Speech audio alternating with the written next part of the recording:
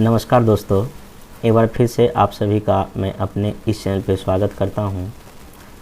आज का ये लेक्चर मेंस आंसर राइटिंग से रिलेटेड है और ये इसमें मैं मेनली आप लोग के सामने 3 क्वेश्चन डिस्कस करूंगा और ये क्वेश्चन मैं अपने जो टेलीग्राम चैनल और व्हाट्सएप ग्रुप पे जो मेरा आंसर राइटिंग प्रोग्राम चल रहा है उसी का क्वेश्चन और उसका मैं खुद का जो लिखा हुआ मॉडल आंसर और ग्रुप में कुछ अच्छी कॉपी भी आप लोग के साथ शेयर करूंगा और आप इन कॉपी को, इन मॉडल आंसर को देख के कैसे मेंस में अच्छा आंसर लिखेंगे ये आप इससे सीख सकते हैं। क्योंकि देखिए, खास करके जो बीपीएससी मेंस का जो सेकेंड पेपर का जो मार्किंग है वो काफ़ी लो है और लो होने के वजह जो मेन है कि जो आंसर होता है वो अकॉर्डिंग टू क्वेश्चन नहीं होना है। तो इस वीडियो को देखने के बाद आपको मेंस में खास करके सेकंड पेपर में इंडियन पॉलिटी का कैसे आंसर राइटिंग किया जाए उसको आप सीख लेंगे अच्छे से और आगे आपको इस वीडियो को देखने के बाद अगर आप मेंस का आंसर राइटिंग करेंगे तो आप बेहतर ढंग से लिख पाएंगे। क्योंकि कई सारा हमको मैसेज या कॉल आता है कि सर हम लिख ही नहीं पा रहे हैं, पेन हमसे उठता ही नहीं, चलता ही नहीं है। तो पेन उठता नहीं है या चलता नहीं है तो ये तो फिर लिखने से ही होगा। और अभी इस वीडियो में आपको मैं एक बेहतर तरीके से बता देता हूं कि कैसे भूमिका लिखा जाए, कैसे बॉडी पार्ट लिखा जाए, कैसे किसी क्वेश्चन में निष्कर्ष लिखा जाए। मैं खुद का मॉडल आंसर दिखाऊंगा, 1-2 कॉपी और आपको एग्जांपल के तौर पे दिखाऊंगा ताकि आप बेहतर ढंग से चीज़ों को समझ पाएँ। एक चीज़ और सूचना आपके साथ शेयर करनी थी, अभी जो है चूँकि 67 पीटी का डेट अभी क्लियर नहीं हुआ है तो ये जो टाइम आपको बचा हुआ है इसी टाइम में मैं मेंस का आंसर राइटिंग प्रोग्राम चला रहा हूँ। व्हाट्सएप ग्रुप पे बॉयज़ के लिए चल रहा है, टेलीग्राम पे गर्ल्स के लिए चल रहा है जीएस का, ठीक ना। उसके बाद ऑप्शनल का भी चल रहा है जिसमें 3 ऑप्शन एलएसडब्ल्यू, हिस्ट्री और ज्योग्राफी का, ये सिर्फ टेलीग्राम पे चल रहा है। तो जिनको भी ऐड होना है, जिनको भी जुड़ना है, नीचे दिए गए मेरे व्हाट्सएप पर हमको मैसेज करेंगे, मैं आपको लिंक प्रोवाइड कर दूँगा। तो आइए हम आज का जो है ना फंडामेंटल राइट का 3 क्वेश्चन हम डिस्कस करेंगे और तीनों क्वेश्चन फंडामेंटल राइट से ही हैं और लेकिन ये डिफरेंट सेक्शन से है। तो आप इससे अच्छे से सीख पाएंगे कैसे आंसर को लिखा जाए। हालांकि पहला डे का जो मैं आंसर राइटिंग कराया था वो प्रेम्बल या प्रस्तावना से था तो वो मैं कभी और डिस्कस कर दूंगा। आज मेनली फंडामेंटल राइट से हम तीनों को डिस्कस करेंगे। ऐसे और अभी तक जो मेरा जो मेंस का जो 2 वीडियो आ चुका है, इंडियन पॉलिटी का बीपीएससी मेंस के रिगार्डिंग जो 2 वीडियो आ चुका है, जिसमें फर्स्ट वीडियो हमने संविधान की विशेषता को देखा था, फिर प्रेम्बल को देखा था और सेकेंड वीडियो मेरा पूरा फंडामेंटल राइट पर था, ठीक ना। तो जिनको भी जो भी वीडियो नहीं देखें उनसे रिक्वेस्ट है वो वीडियो देख लें और जिनको भी आंसर राइटिंग करना हो तो देखिए नीचे व्हाट्सएप नंबर दिया हुआ है, आप इस पर जो है हमको मैसेज या कॉल करेंगे, आपको वहाँ पे चीज़ें जोड़ लिया जाएगा। आइए आज जो मैं सेकेंड डे का जो क्वेश्चन में दिया था उस क्वेश्चन को आपके सामने मैं पढ़ता हूँ और फिर इस क्वेश्चन का क्या डिमांड था वही बताता हूँ। देखिए, डे 2 का क्वेश्चन था इंडियन पॉलिटी में कि भारतीय संविधान द्वारा प्रदत्त मौलिक अधिकारों का वर्णन करें। भारतीय संविधान में निहित मौलिक अधिकारों को अक्सर एक व्यापक और विस्तृत आलोचना का सामना करना पड़ता है, विश्लेषण कीजिए, ठीक ना। और इसका इंग्लिश में क्वेश्चन वही था, discuss about fundamental rights as a instinct in Indian constitution. The fundamental rights inscribed in the Indian Constitution have often met with a wide and varied criticism analysis। तो ये देखिए मैं यहाँ 400 वर्ड इसलिए लिखा क्यों, देखिए अगर आप बीपीएससी मेंस का अगर आंसर राइटिंग करेंगे ना, देखिए टोटल पेपर सेकेंड में अपने को 8 क्वेश्चन लिखना होता है और 8 क्वेश्चन को लिखने आपके पास 3 घंटा होता है। 3 घंटे का मतलब है कि आपको 180 मिनट मिला। कितना मिनट मिला? 180 मिनट मिला। तो अगर आप 180 मिनट में आपको 8 क्वेश्चन लिखना है तो लगभग एक एवरेज आपको जो टाइम मिल रहा है वो 20 से 22 मिनट मिल रहा है। तो 20 से 22 मिनट में आप कितना मैक्सिमम वर्ड लिख सकते हैं? मेरे ख्याल से 400 या 450। इसलिए मैं लगभग 400 या 450 शब्दों में आपका जीएस का आंसर होना चाहिए और आप इसके लिए मैक्सिमम जो है ना 4 से लेके 5 पेज यूज कर सकते हैं, ठीक ना, लिमिट है। मतलब कि देखिए अगर आप 6-7 पेज में आंसर लिखें तो बाकी आंसर को लिखने का आपको पेज घट जाएगा क्योंकि बीपीएससी दोबारा आपको कॉपी पेज नहीं देती है। जो उसमें रहता है 36 पेज आपको उसी में आंसर क्या करना होता है, लिखना होता है। अगर टोटल आपको 36 पेज जो मिलता है, अगर आप हर एक आंसर में 4 या 4.5 पेज देखें तो आपका आंसर कॉपी पूरा फुल हो जाएगा। इसलिए मेरा सलाह जब भी मैं आंसर राइटिंग करवाता हूं तो मैं सबको बोलता हूं कि 400 या 450 शब्द का यूज कीजिए या 4 या 4.5 पेज तक आप अपने आंसर को ख़त्म कीजिए। इसलिए मैं यहाँ पे लिख भी दिया था। तो तो आइए हम इस क्वेश्चन को पहले जो मैं जो मॉडल आंसर दिया इस प्रश्न का वो हम देखते हैं, फिर एक स्टूडेंट ने कॉपी लिखा था उसका भी मैं आपको दिखाऊंगा। तो आप यहाँ देखिए डे 2 का ये मेरा इंडियन पॉलिटी का मॉडल आंसर है, जो कि मैं खुद ग्रुप में लिख के शेयर किया था। तो अब देखिए क्वेश्चन तो सेम टू सेम वही देखिए। अब यहाँ क्वेश्चन का हम एक बार फिर से पढ़ के सुना देते हैं। देखिए क्वेश्चन का 2 पार्ट है। एक तो है कि भारतीय संविधान द्वारा जो आपको फंडामेंटल राइट दिया गया है इसका वर्णन करना है, साथ ही साथ हमारे जो फंडामेंटल राइट को किस बेसिस पे, क्यों आखिर इसको, क्या वजह है कि इसका आलोचना किया जाता है, तो आपको उसको भी लिखना है। अगर आप मान लीजिए कि अगर इस आंसर में अगर मान लीजिए 400 वर्ड का टोटल यूज करते हैं तो कोशिश करें लगभग 60% एरिया आप फंडामेंटल राइट में लिखें और 40% एरिया आपको इस पार्ट को लिखें, क्योंकि जब तक दोनों पार्ट को आप अकॉर्डिंग टू क्वेश्चन नहीं लिखें तो आपको मार्क्स पूरे नहीं मिलेंगे। तो आखिर इस क्वेश्चन को सॉल्व करने का क्या अप्रोच होना चाहिए। देखिए अप्रोच में सबसे पहला क्या करें कि आप 5 या 6 लाइन का एक लिखें भूमिका या इंट्रोडक्शन, ठीक है ना। और इस भूमिका या इंट्रोडक्शन में आपको क्या जिक्र करना है कि फंडामेंटल राइट क्या है और ये हमारे संविधान में कहाँ है, पहले कहाँ लिखा है या फिर क्या है वो जिक्र कर दें, ठीक है ना।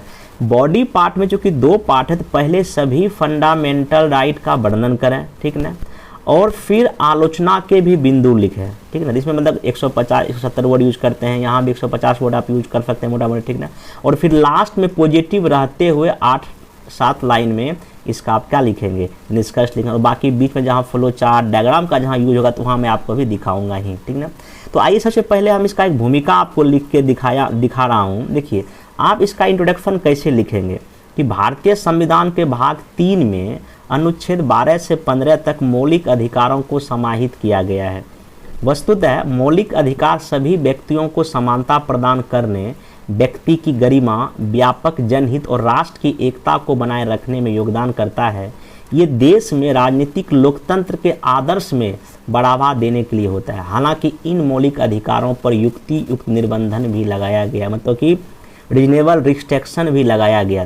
अब देखिए ये जो मेरा जो मॉडल आंसर है, आपकी जो भूमिका है, इसको आप देख के लग रहा है कि जो प्रश्न का डिमांड था मैंने उनको उसी चीज़ को इंट्रोडक्शन पार्ट में लिखने का कोशिश किया। क्योंकि देखिए क्वेश्चन का डिमांड क्या है, मौलिक अधिकार का आपको वर्णन भी करना है और इसका आपको आलोचना भी करना है। तो मैं भूमिका में ही बात बता दिया इंट्रोडक्शन पार्ट में ही कि मैं आगे क्या लिखने जा रहा हूँ। तो जब भी कभी आप इंट्रोडक्शन लिखें तो कोशिश करें यही 5-6 या लाइन में लिखने का और टू द पॉइंट ज़्यादा। देखिए कभी भी इंट्रोडक्शन आउट ऑफ क्वेश्चन ना लिखें। अगर आउट ऑफ क्वेश्चन लिखने का मतलब ये होता है कि एग्जामिनर आपका इंट्रोडक्शन ही देख के समझ जाता है कि नहीं इसका क्वेश्चन अकॉर्डिंग टू, इसका जो आंसर होने जा रहा है अकॉर्डिंग टू क्वेश्चन नहीं होने जा रहा है। इसलिए आप ये कोशिश करें हमेशा इंट्रोडक्शन में क्वेश्चन के डिमांड को पूरा करने का कोशिश करें। उसके बाद देखिए आगे यहाँ क्या करेंगे, हम लोग बॉडी पार्ट में आ जाते हैं। देखिए बॉडी पार्ट में चूंकि देखिए यहाँ पे अब आप यहाँ पे इस तरह का फ्लो चार्ट या क्या कर सकते हैं, बना सकते हैं, जिसमें देखिए यहाँ पहला समानता का अधिकार, स्वतंत्रता का अधिकार, शोषण के विरुद्ध अधिकार, धार्मिक स्वतंत्रता का अधिकार, संस्कृति, शिक्षा और संवैधानिक उपचारों का अधिकार आप क्या कर सकते हैं इसमें लिख सकते हैं। तो ऐसे भी आप एक बगल में फ्लो चार्ट बना सकते हैं। बाकी मेरा एक अलग से वीडियो है कैसे मेंस में डिफरेंट फ्लो चार्ट बनाए, तो उसका लिंक नीचे दिया गया है, आप उस वीडियो को देख के डिफरेंट फ्लो चार्ट बनाने सीख सकते हैं। बाकी देखिए यहाँ पे क्या लिख दिया आगे कि भारतीय संविधान द्वारा भारतीय नागरिकों को 7 तरह का अधिकार दिया गया है, किंतु 44 संविधान संशोधन द्वारा संपत्ति के अधिकार को हटा लिया गया। अब कितने अधिकार हैं? 6। अब ये 6 का मैं बगल में हमेशा जब भी कभी फ्लो चार्ट बनाता है हमेशा राइट साइड ही बनाता है कि कॉपी चेक करने में सही रहता है, ठीक ना। बाकी अब देखिए यहाँ समानता का अधिकार का मैं जो भी समानता का अधिकार हमारे संविधान में है यहाँ डिस्कस कर दिया हूँ, आर्टिकल 14, 15, 16 और 18 और 17, ठीक है। अब यहाँ पे अगर आपको एक्स्ट्रा कुछ लिखना हो तो यहाँ पे आप एक चीज़ जिक्र कर सकते हैं कि इस आर्टिकल के अकॉर्डिंग हमारे देश के सुप्रीम कोर्ट या हाई कोर्ट ने क्या कोई लेटेस्ट जजमेंट दिया तो आप वो जिक्र कर सकते हैं। जैसे कभी सबरी वाला जो विवाद हुआ था उसमें सुप्रीम कोर्ट ने कहा था नहीं उस मंदिर में महिलाएं भी जा सकते, कहीं ना कहीं इसी अधिकार के अंतर्गत आता था, आप यहाँ पे लिख सकते हैं अभी हाल ही में सुप्रीम कोर्ट ने इस अधिकार के तहत ऐसा एक निर्णय दिया है। हालांकि मैं यहाँ नहीं लिख पाया हूँ लेकिन आप यहाँ जरूर डालें।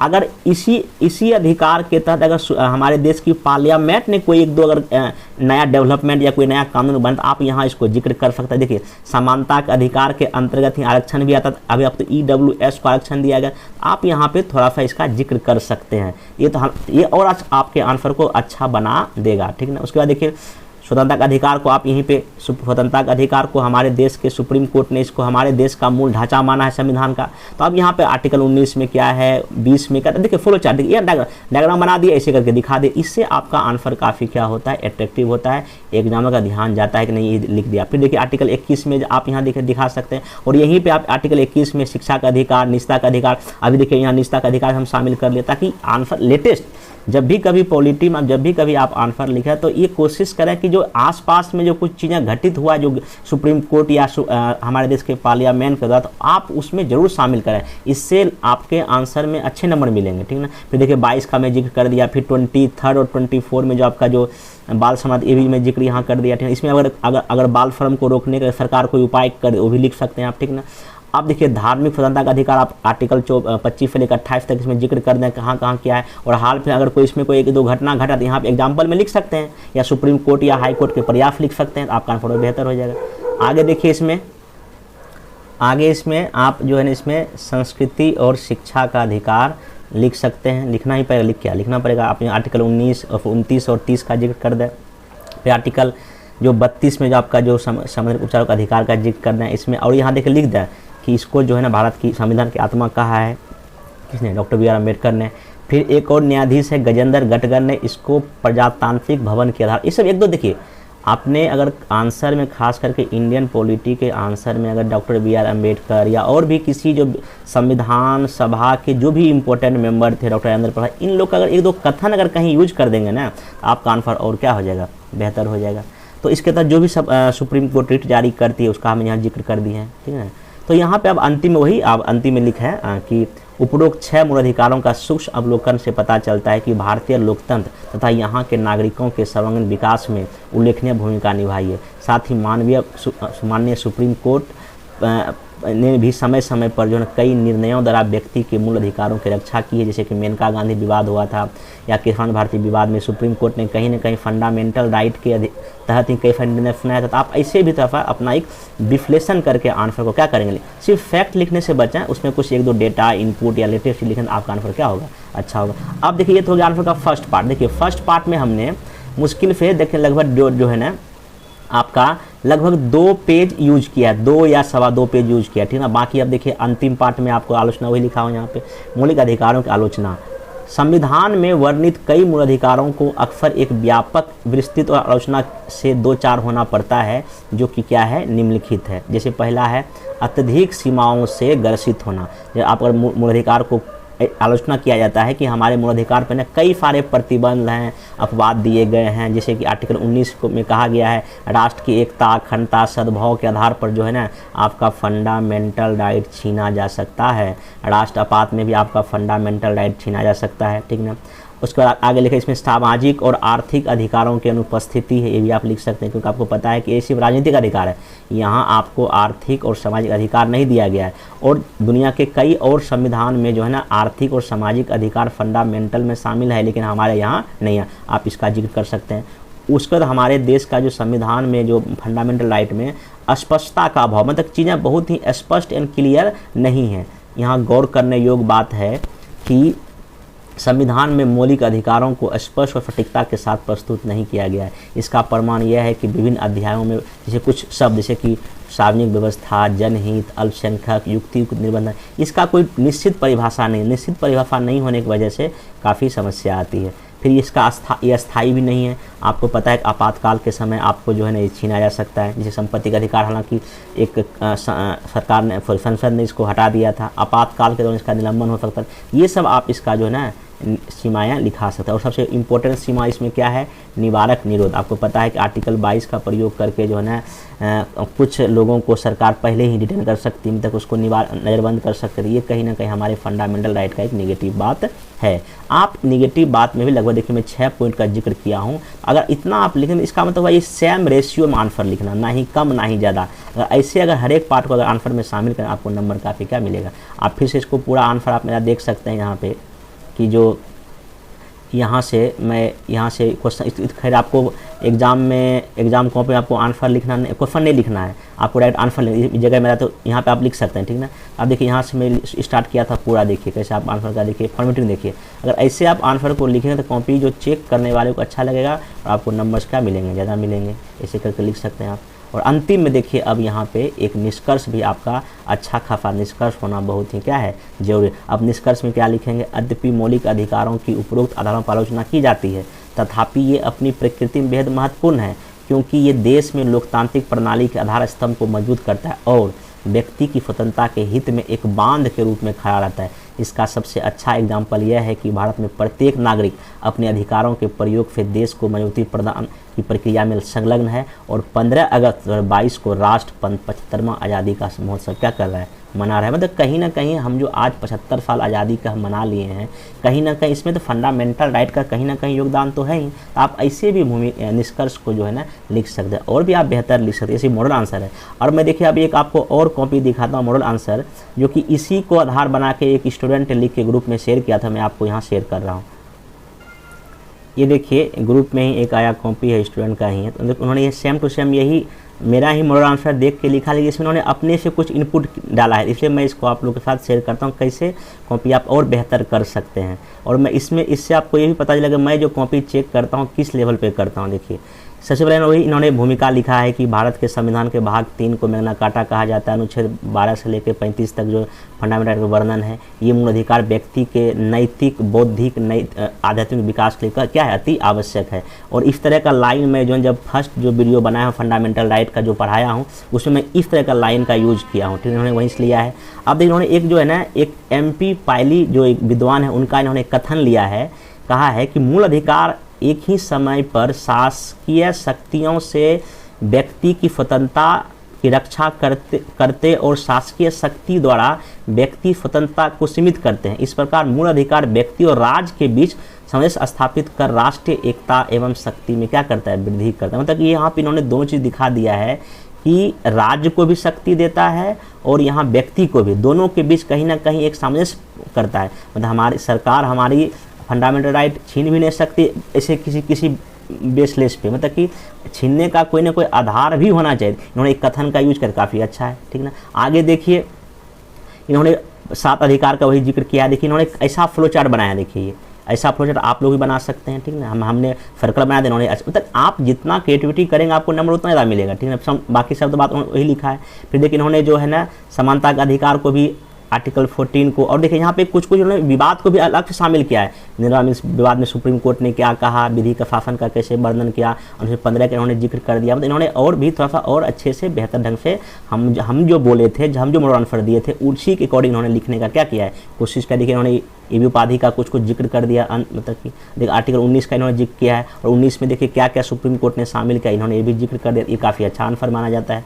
फिर देखिए बहुत अच्छा से जो सब कुछ को देखिए, आर्टिकल 21 में क्या क्या सुप्रीम कोर्ट का प्रयास हुआ वो भी लिख दिया, और संसद का भी प्रयास लिखा गया। ऐसे आप देखिए कैसे आंसर को लिखा गया, जिसे मैं दिखाने की कोशिश कर रहा हूँ। मैं आर्टिकल देखिए 23 को इन्होंने बाल श्रम को यहाँ दिखाने की कोशिश किया है।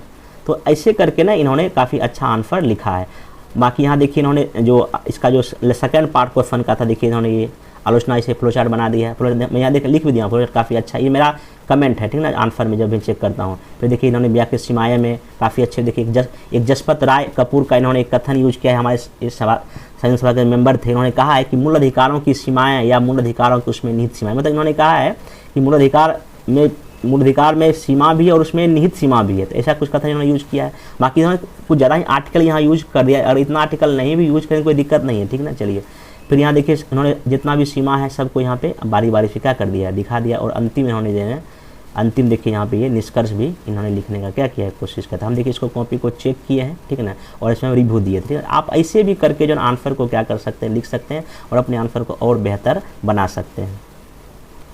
अब देखिए डे 3 का जो क्वेश्चन मैं दिया था पॉलिटी में लिखने का, उसमें ये था कि अभिव्यक्ति की स्वतंत्रता का क्या मतलब है। देश की एकता अखंडता को लेकर हमेशा इस पर प्रश्न लगाया जाता रहा है। इलेक्ट्रॉनिक तथा सोशल मीडिया के विशेष रेफरेंस में इस कथन का परीक्षण कीजिए। देखिए क्वेश्चन का डिमांड समझना बहुत जरूरी है। क्वेश्चन यहाँ है आपको एग्जामाइन करना है, ठीक ना। मतलब कि यहाँ पर आपको पॉजिटिव बात भी लिखना है और आपको नेगेटिव बात भी लिखना है। पहला पार्ट में आपको पहले अभिव्यक्ति की परिभाषा लिखना पड़ेगा, जो भी 100 वर्ड में लिखा है, तब बाकी इस सेकेंड पार्ट को आपको काफ़ी अच्छे से एग्जाम्पल्स के साथ लिखना पड़ेगा। आइए हम इसका मोरल आंसर देख लेते हैं। अब देखिए जो क्वेश्चन था, इसमें आपको सामने क्वेश्चन दिख ही रहा है। देखिए इस आंसर को लिखने का अप्रोच आपके पास क्या होना चाहिए। सबसे पहले अभिव्यक्ति की आज़ादी को परिभाषित करें और सुप्रीम कोर्ट ने इसके तहत क्या क्या और चीज़ों को शामिल किया है, आप ये भी लिखेंगे। लगभग ये 100 या 120 वर्ड में आप लिख सकते हैं आराम से। उसके बाद एकता अखंडता को बताते हुए अभिव्यक्ति की आज़ादी के निगेटिव पक्षों को दिखाएं, खास करके सोशल मीडिया के रेफरेंस को लेकर। फिर सोशल मीडिया और इलेक्ट्रॉनिक मीडिया के पॉजिटिव पक्षों को दिखाते हुए अंतिम में पॉजिटिव क्या लिखें, निष्कर्ष लिखें। तो आइए यहाँ पे देखिए, सबसे पहले हम यहाँ पे एक इंट्रोडक्शन सॉरी उसका जो परिभाषा लिख दिए, क्या वाक और अभिव्यक्ति की स्वतंत्रता किसी भी लोकतांत्रिक प्रणाली का प्राण तत्व है। भारतीय संविधान के अनुच्छेद 19(1)(a) के तहत हर नागरिक को समान परिस्थिति में वाक एवं अभिव्यक्ति की स्वतंत्रता प्रदान की गई। मतलब समान परिस्थिति, मतलब यहाँ पे कुछ इस पर रीजनेबल रिस्ट्रिक्शन भी लगाया जा सकता है। इसका तात्पर्य है किसी सूचना या विचार को बोलकर, लिखकर, छपवाकर या किसी अन्य प्रकार से अपने विचारों की अभिव्यक्ति से है। उच्चतम न्यायालय ने इस स्वतंत्रता के तहत निम्न आयाम को शामिल किया है। हम इसमें ये भी दिखा रहे हैं कि सुप्रीम कोर्ट ने आगे अपने क्या क्या चीज़ों को शामिल किया है। यहाँ देखिए शामिल क्या क्या किया है, अपनी या किसी अन्य विचार की अभिव्यक्ति करना, प्रेस की स्वतंत्रता, व्यावसायिक विज्ञापन की स्वतंत्रता, सोशल और इलेक्ट्रॉनिक मीडिया का प्रसार, शांति का अधिकार और प्रदर्शन और विरोध का भी अधिकार है। हालांकि हड़ताल का अधिकार इसमें नहीं है। आप ऐसे करके लिख, अगर यहाँ आपको और जजमेंट भी, अगर किस जजमेंट में सब चीज़ आया था अगर लिखना तो वो लिख सकते हैं। हालांकि सिर्फ ये मॉडल आंसर है, ठीक है, इसको और आप बेहतर कर सकते हैं। आगे देखिए हम इसमें क्या लिख दिए हैं कि किंतु अभिव्यक्ति की स्वतंत्रता एक अधिकार होने के साथ ही एक दायित्व भी है, इसलिए यह अधिकार निरपेक्ष नहीं है, एब्सोल्यूट नहीं है। इस पर जो है ना रीजनेबल रिस्ट्रिक्शन भी लगाया गया है। इसका क्या क्या आधार है, इसका आधार देखिए, आधार राज्य की सुरक्षा है, न्यायालय की अवमानना है। आपको पता है कि जो प्रशांत भूषण पर न्यायालय की अवमानना करने पर जुर्म लगाया गया था, तो आप उसको भी यहाँ जिक्र कर सकते हैं। लोक व्यवस्था, सदाचार, भारत की एकता और अखंडता, ठीक है ना। अब देखिए देश की एकता अखंडता पर ये प्रश्न चिन्ह इससे क्यों लगता है, अभिव्यक्ति यानी कि क्या क्या इसमें इशू है। देखिए हम इसमें क्या लिखे हैं, यदि इस विवाद के ऐतिहासिक पहलू पर गौर कर सबसे पहले अभिव्यक्ति की स्वतंत्रता का पहला खतरा तब महसूस किया गया 1975 के आपातकाल के दौरान निजी और प्रेस की स्वतंत्रता को नियंत्रित करने का प्रयास किया गया। और हाल के कुछ संदर्भों में हम कुछ और घटनाएं देखिए देख सकते हैं। इसमें पहला है 2014-15 में आप सुने होंगे कि तत्कालीन सरकार पर कई सारे साहित्यकारों और विभिन्न पुरस्कार विजेताओं ने असहिष्णुता का आरोप लगाकर पुरस्कार और सम्मान वापस कर दिया था, ठीक है। देश के बड़े अधिकारी और सरकारी विश्वविद्यालयों में सरकार और राष्ट्र विरोधी गतिविधियों को संचालित करने का आरोप लगाया गया। ठीक है, सरकारी विश्वविद्यालय पढ़ने का जगह है, लेकिन अगर वहाँ आप अपने इस आज़ादी का प्रयोग गलत चीज़ों के लिए कीजिए कहीं ना कहीं समस्या है। फिर देश में CA और NRC में फैले भ्रम के तहत हुई हिंसक गतिविधियां के तहत भी इसमें शामिल है, ठीक ना। और हालिया कुछ वर्षों में वर्ल्ड प्रेस फ्रीडम इंडेक्स में इंडिया का रैंकिंग और भी गिरता जा रहा है। जैसे कि 2018 में देखिए 180 में 138वां स्थान था, फिर 180 में 40वां हो गया, फिर कितना हो गया 142, मतलब गिरता ही जा रहा है। तो कहीं ना कहीं ये जो था सा विवाद का कुछ इशू था। अब यहाँ देखिए चूँकि क्वेश्चन का डिमांड है इलेक्ट्रॉनिक और सोशल मीडिया के विशेष रिस्पेंस में लिखने का, तो अब यहाँ पे आप लिखें कि वर्तमान समय में कैसा समय है, डिजिटल क्रांति का समय है। इस क्रांति ने इलेक्ट्रॉनिक और सोशल मीडिया को न केवल आम जनता तक पहुँचाने का माध्यम दिया है, परंतु इसके द्वारा अपने विचार को अभिव्यक्त करने का एक बहुत ही बेहतरीन माध्यम भी ये क्या किया है, प्रदान किया है। इस क्रांति ने निम्न रूप से अभिव्यक्ति की स्वतंत्रता को बल दिया, मतलब कि जो आपका ये जो अधिकार है इसको और ये बल दिया है किसने, इलेक्ट्रॉनिक और सोशल मीडिया। जैसे पहला एग्जांपल क्या लिखिए, सरकार और जनता के मध्य की जो दूरी क्या हुई, कम हुई है। सरकार अपनी नीतियां योजनाओं द्वारा सरलता से जनता तक क्या हो रही, पहुंच पा रही है। आप देखिएगा मोदी जी मैक्सिमम अपना बहुत कुछ ट्विटर पर या फेसबुक पर शेयर करते रहते हैं। कहीं ना कहीं क्या ये जनता तक मैसेज उनका तरीका है। और ख़ास करके मोदी जी का मन की बात है, ये मन की बात से मोदी डायरेक्ट जनता से जुड़े रहते हैं। उसका देखेंगे मीडिया जो है कोविड-19 के समय जिस तरह से सरकार में हॉस्पिटल में ऑक्सीजन की कमी था या जो भी चीज़ था उनको बार बार सामने लाया, इससे मतलब चीज़ों को बेहतर हुआ। सोशल मीडिया के तहत इंसान को अपनी सोच राजनीतिक धार्मिक मुद्दे पर व्यक्त करने का अच्छा स्वतंत्रता मिल गया। आप एक पेज पर आप अपने बात लिख सकते हैं। सरकार अथवा कोई भी संस्था अगर सही ढंग से काम नहीं कर रही है तो आप उसकी आलोचना भी मीडिया के माध्यम से इजीली कर सकते हैं। जैसे कि आपको पता है, जैसे गोरखपुर में जो है ना अस्पताल में, सरकारी अस्पताल में जापानी इन्फेस्टिलाइटिस बीमारी से कई बच्चे की मृत्यु हो गई थी, या मुजफ्फरपुर बिहार में बालिका हत्या गृहकांड हुआ था, ठीक ना, बिहार में चमकी बुखार से बच्चों की मौत हुई थी। इस सब में ना मीडिया ने काफ़ी अच्छा भूमिका निभाया था, ठीक ना। तो ये सब आप लिख सकते हैं। मतलब ये कहीं ना कहीं इस आज़ादी का एक बेहतर प्रयोग है, स्वतंत्रता का बेहतर प्रयोग है।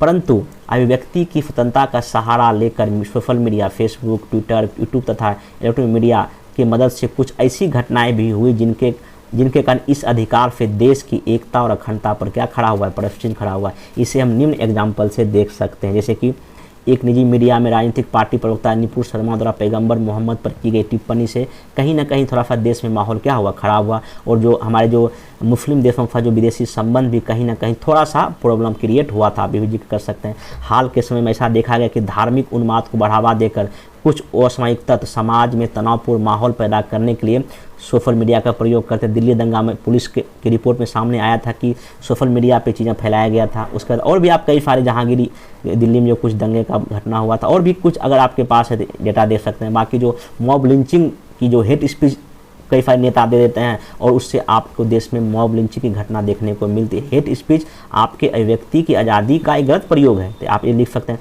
बड़े बड़े मीडिया हाउस जो है कुछ संवेदनशील घटनाओं को जो है ना, सूचनाओं को जो राष्ट्र सुरक्षा के लिए कुछ सूचना ऐसा दे देते हैं जिससे राष्ट्र सुरक्षा खतरे में आ जाती है।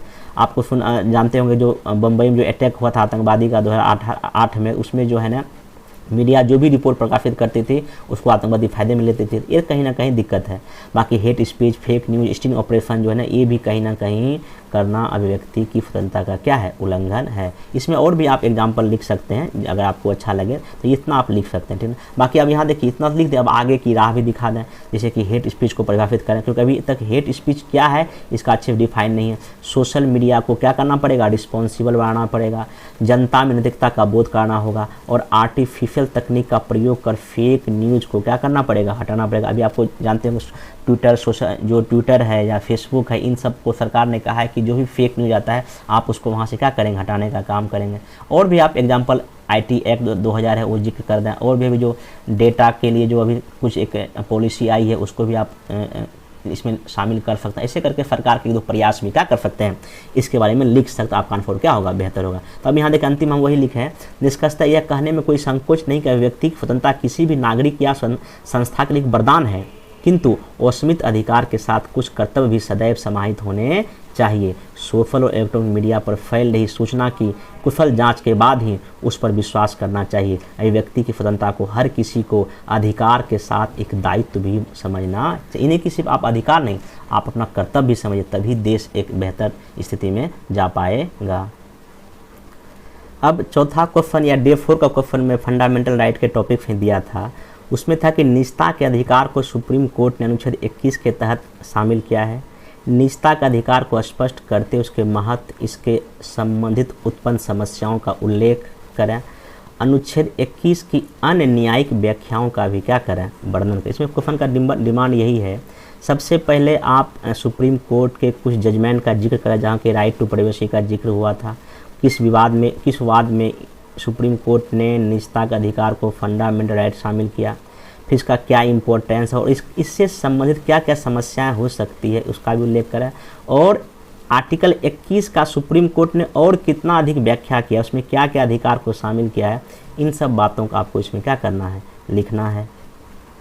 देखिए ये कॉपी एक ग्रुप में ही एक स्टूडेंट ने शेयर किया था, इनका कॉपी काफ़ी अच्छा था, मैं आपको दिखाता हूँ इसमें कैसे आंसर को लिखा जाए। देखिए इसमें सिंपल सी बात यही है कि सबसे पहले क्या करना था आपको कि सुप्रीम कोर्ट के कुछ जजमेंट का जिक्र करना था, फिर फंडामेंट जो निजता के अधिकार को व्याख्या लिखना था, फिर महत्व और फिर इससे क्या क्या समस्याएं होगी तो उसको लिखना था। आइए देखते हैं इसका आंसर।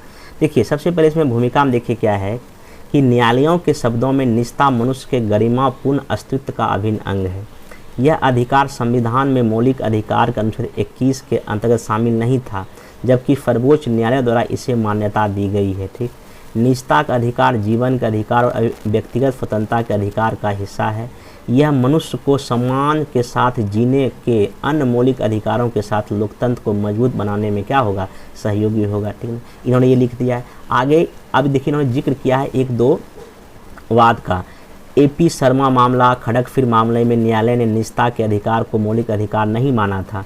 सर्वप्रथम 2013 में सर्वोच्च न्यायालय में आधार कार्ड के संबंधित एक याचिका डाली गई थी। उसी कार्यवाही में अंततः KS पुट्टुस्वामी के फैसले में सर्वोच्च न्यायालय ने 9 न्यायाधीशों की पीठ ने निजता के अधिकार को क्या माना, मौलिक अधिकार माना। इन्होंने देखिए काफ़ी अच्छे से पहले थोड़ा सा बता दिया क्या है और कौन कौन से वाद विवाद में सुप्रीम कोर्ट ने ऐसा कहा है, ये भी जिक्र कर दिया है। काफ़ी अच्छा। देखिए अगर पॉलिटी के आंसर में अगर आप किसी सुप्रीम कोर्ट के वाद विवाद को अगर शामिल कीजिए तो काफ़ी अच्छा आंसर माना जाता है। अब देखिए उन्होंने क्या किया, काफ़ी अच्छे से निजता के अधिकार में क्या क्या शामिल है वो दिखाया है। निजता का अधिकार से मतलब है कि व्यक्तिगत आज़ादी से, जिससे कोई भी दूसरा हस्तक्षेप नहीं कर सकता, चाहे व्यक्ति हो, राज हो या कोई और है। इसे जीने का अधिकार और स्वतंत्रता के अधिकार के साथ साथ समग्र रूप से समझना चाहिए। अब देखिए इन्होंने क्या क्या और निजता का अधिकार में डायमेंशन हो सकता है। देखिए यही है फ्लो चार्ट, देखिए अच्छे से बना दिया। अपनी पसंद का सम्मान, पारिवारिक जीवन की अपवित्रता, शादी करने का फैसला, बच्चे पैदा करने का अधिकार, स्व निर्णय का अधिकार, इन्होंने सब कुछ, एकांत का अधिकार, निजी डेटा का अधिकार, इन्होंने सब लिख ही दिया। अब देखिए ऐसे ही एग्जाम में फ्लो चार्ट का यूज करना है। कई लोग बोलते फिर हम कैसे डायग्राम बनाएं। देखिए डायग्राम बस हो गया, इफ डायग्राम से देखिए सब कुछ हो गया। कि ऐसे एक बार देखने आगे अच्छा सब कुछ इन्होंने लिख ही दिया, तो ऐसा यूज करें।